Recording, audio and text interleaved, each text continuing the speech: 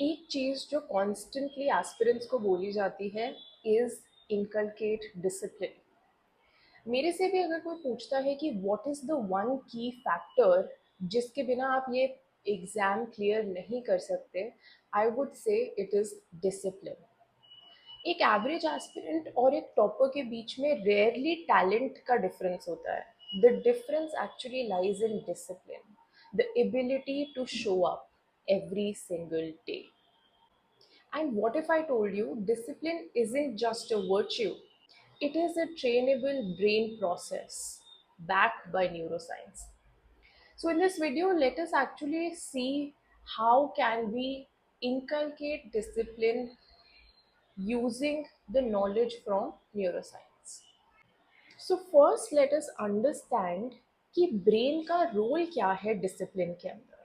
सी हमारे ब्रेन के essentially कुछ पार्ट्स होते हैं। One of the parts is the prefrontal cortex. This is the decision making part of our brain. For example, you say that you want to finish Lakshmikant in 21 days. This decision making is being done through your prefrontal cortex. Next part of your brain is the striatum.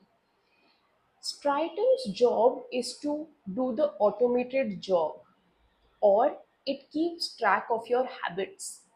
So once something has become a routine functionality for you, it is being dealt by the striatum. For example, brushing every day. This is a part of your routine. So striatum is the part of your brain which is actually active while you are brushing your teeth. Behind the striatum, there is something called the amygdala.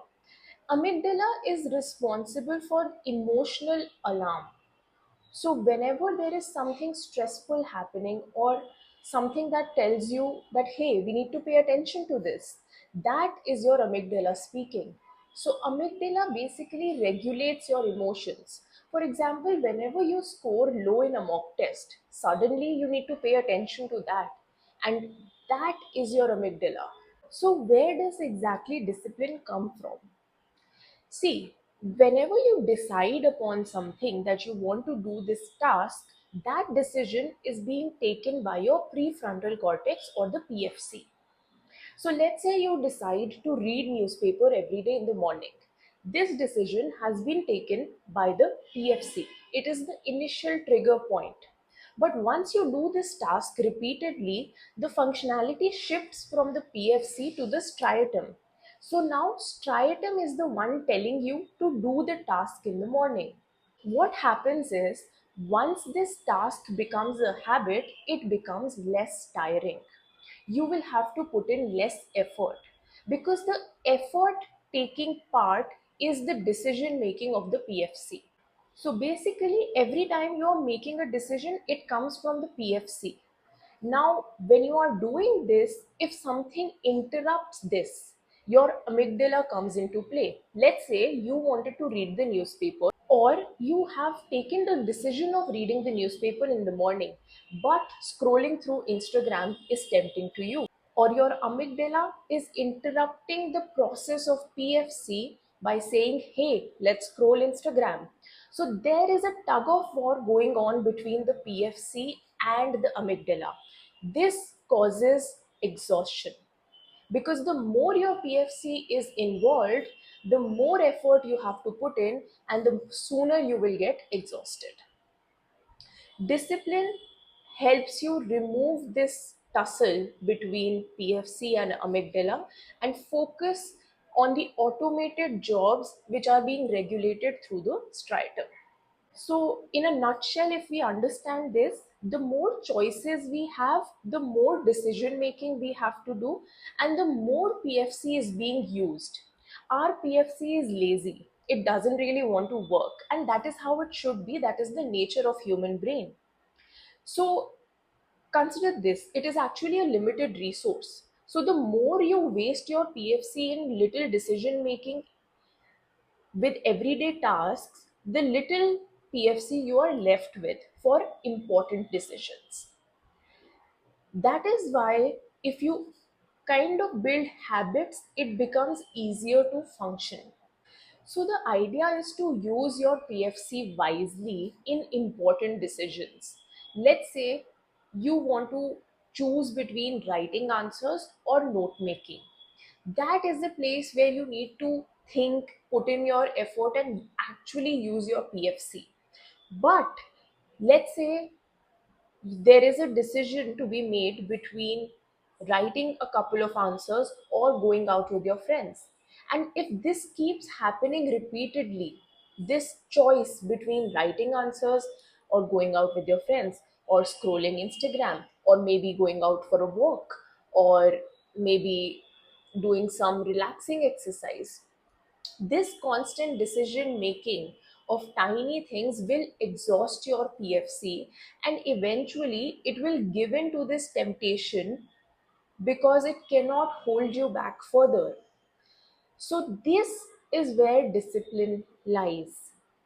Once you take a decision which is initiated from your PFC and do it repeatedly, it has to go to the striatum so that you are not making those choices again and again. So now let us see how do we exactly improve our discipline. First step here is to design your environment. Our environment is the major factor when it comes to the actions that we do. For example, if I wake up and I have my newspaper in front of the door, I instantly know that okay, now is the time to read the newspaper.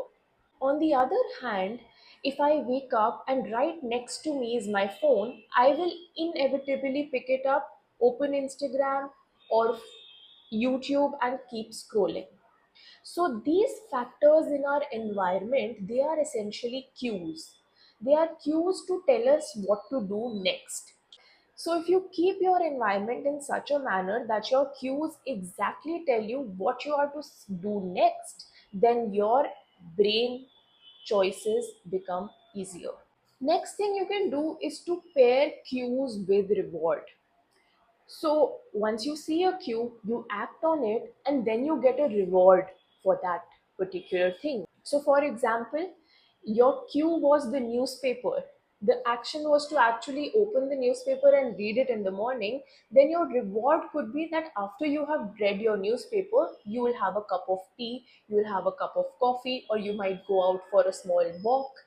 Anything which gives you slight happiness, a sense of reward. Next factor to improve discipline would be to reduce friction for good habits. For example, you want to inculcate the habit of answer writing every day. So, what do you do? On your table, keep that sheet of paper, that answer sheet which has borders, clearly indicating that hey, you have to write an answer. So, what you have done for yourself, you have reduced the friction of taking out a notebook, drawing lines on it, and then finally getting to write the answer. So, reducing friction essentially reduces the choices in front of you, leading to less cognitive fatigue. What is cognitive fatigue? It is the tiredness we feel by constant decision making. So, if you reduce your choices, if you reduce the friction around you, then you will face less cognitive fatigue and you will build discipline. The third factor in formation of discipline, I would say, is based on habits, habit formation. For that particular thing, this book by James Clear is a really good book that you can read for yourself. But I'll quickly tell you what it basically mentions about habit formation. It gives us four laws. First law is make it obvious, second is make it attractive, third, make it easy, and fourth is to make it satisfying. So let us quickly discuss what each of these mean. First, making it obvious. This deals with the cues. Making it obvious helps in reducing that choice, and immediately you would know that okay, I have to do this. For example, if you know that in the morning 4 hours you have to study GS and in the afternoon hours you have to study optional, so as soon as the clock hits 9 a.m., you know you have made it obvious for yourself that you need to go sit on the table and start with your GS. And as soon as the clock hits 2 p.m., you know that it is time to go study optional. Second part of it is making it attractive. Now, why this helps? Because we need to make our activity attractive to be able to look forward to it.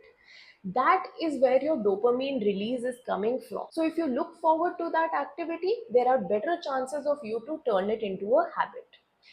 Third is making it easy. Of course, if you simplify things around you, you cut out the clutter, focus your energy onto the task, create friction for bad habits, then it will be easier for you to do the task that you're supposed to do.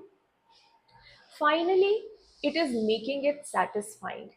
At the end, if you treat yourself with a reward, then you will do that habit in anticipation of that reward.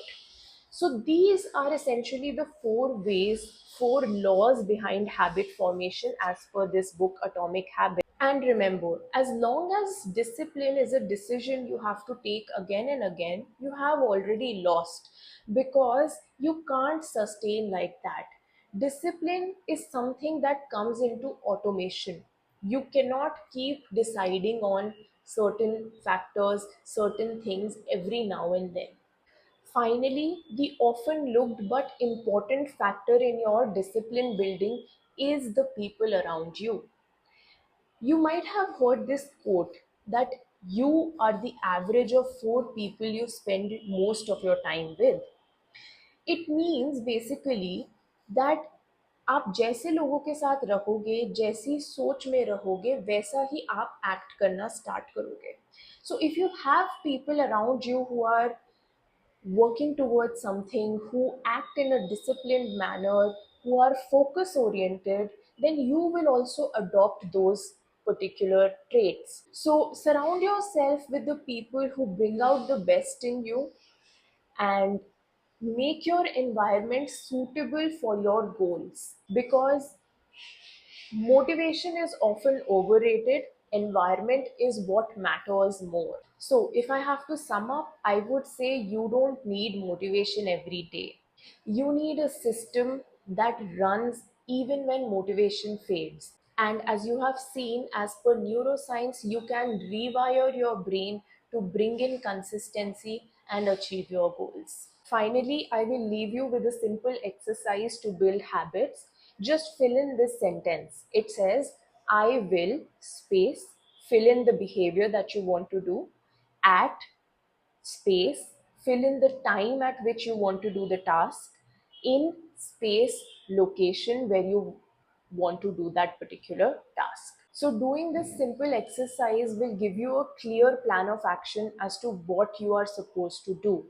Another way of doing this is to have an if and then situation. So, if this happens, you will do that. For example, if you are having your morning tea, you will revise whatever you studied yesterday. You can share your statements, your commitments to yourself in the comments below. All the very best, and I'll see you in the next one.